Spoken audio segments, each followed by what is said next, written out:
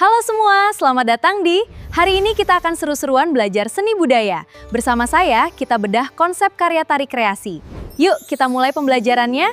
Oke, kita mulai ya. Pernah nggak sih kalian merhatiin orang yang lagi kerja?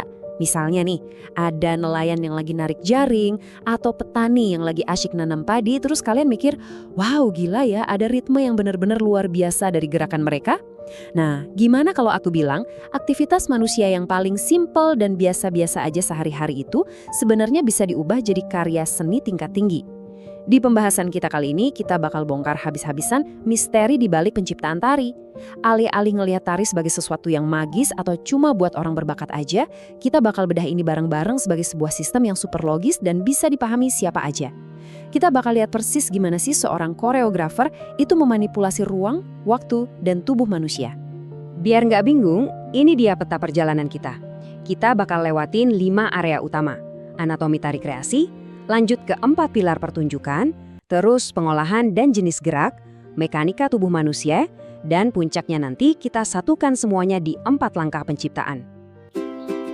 Selamat datang di kelas Enjoy! Bantu subscribe ya!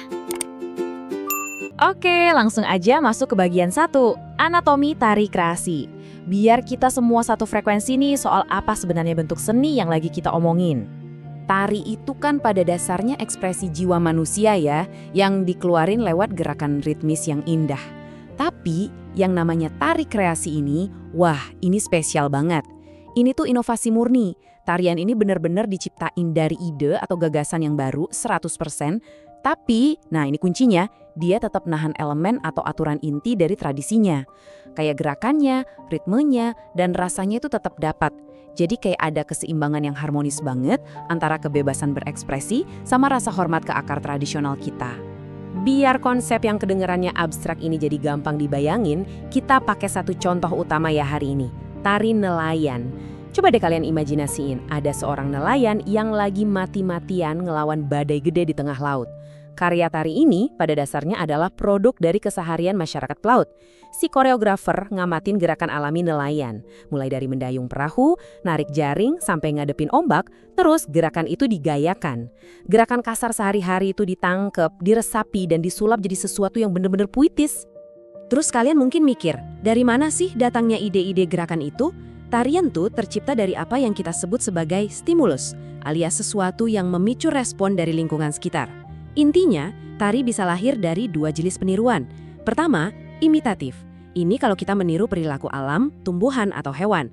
Bayangin aja keanggunan tarian burung merak, kan ketara banget tuh. Kedua, mimitatif, yaitu meniru aktivitas manusia.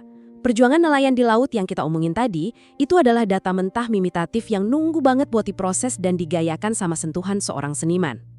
Kalau kita bedah lagi nih karya tari lebih dalam, kita bakal ketemu 3 unsur mekanis yang paling mendasar.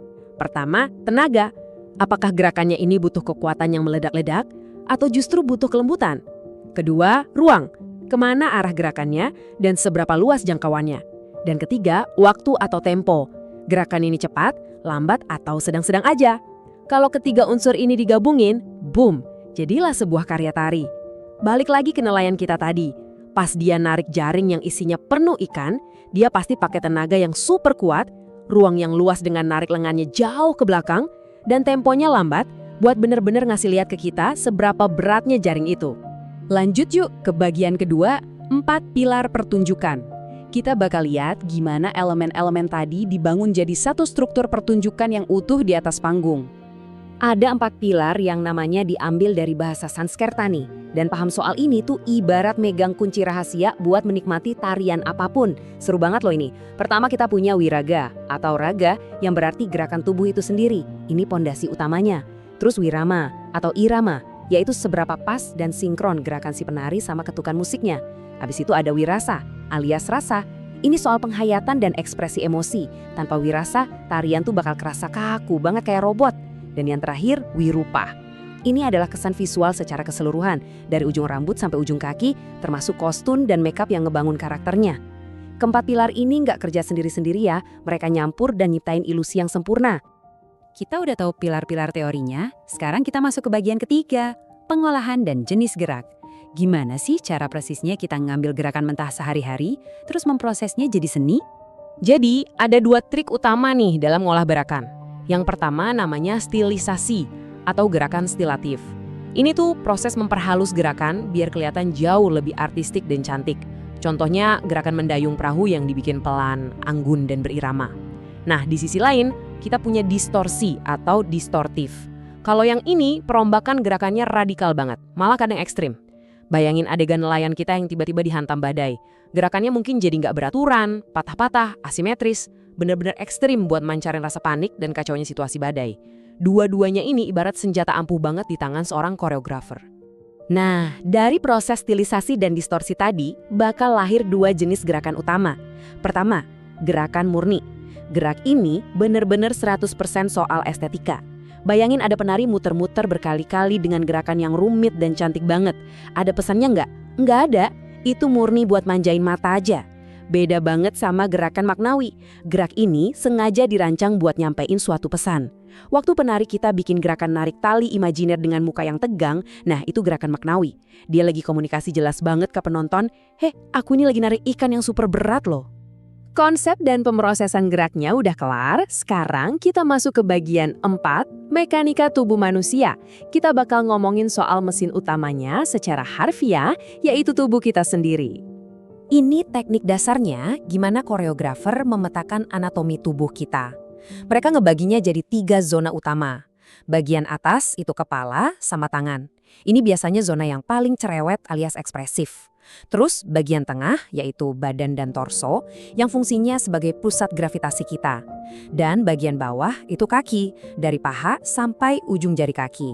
Bagian ini yang jadi pondasi dan nentuin perpindahan ruang. Kalau mau jago, seorang penari harus benar-benar paham presisinya.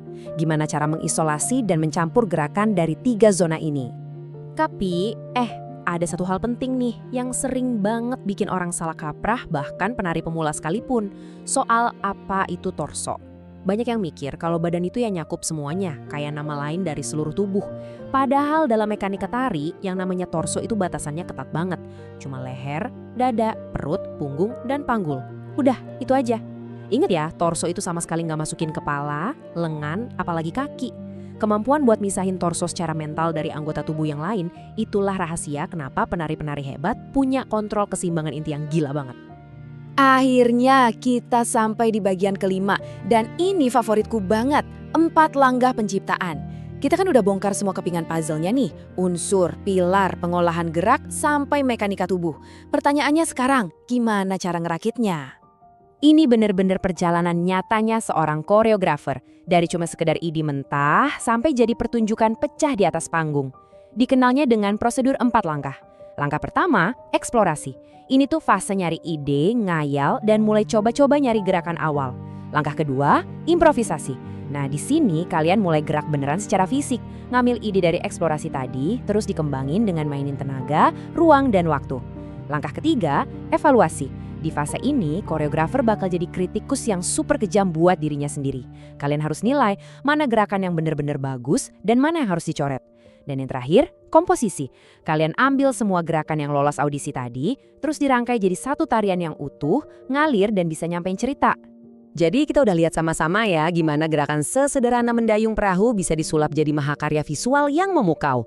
Kita udah tahu aturan mainnya, unsur-unsurnya, dan gimana aja langkah-langkah bikinnya. Sekarang aku mau nantang kalian semua nih. Coba deh lihat dunia di sekeliling kalian pakai kacamata yang beda. Mulai besok, coba perhatiin orang-orang di sekitar kalian. Aktivitas biasa sehari-hari apa sih yang kira-kira menarik perhatian kalian? Dan yang paling penting, aktivitas apa yang bakal kalian ubah jadi karya tarik kreasi pertama kalian? Coba dipikirin deh dan jangan pernah berhenti bereksplorasi ya. Halo semua, selamat datang kembali. Selamat mengerjakan latihan soal hari ini. Selamat belajar, dan jangan lupa berdoa ya. Aturan latihan soal pertama. Sebelum memulai ujian, tuliskan nama dan kelasmu di bagian pojok kanan lembar jawaban. Kedua, tuliskan juga soal ini ada di materi pembahasan keberapa. Lihat judul video ini, materi 1 atau materi 2 dan seterusnya. Ketiga, setelah itu, tuliskan soal dan cukup jawaban yang paling tepat. Kerjakan sungguh-sungguh untuk tambahan nilaimu. Semangat dan jangan lupa berdoa.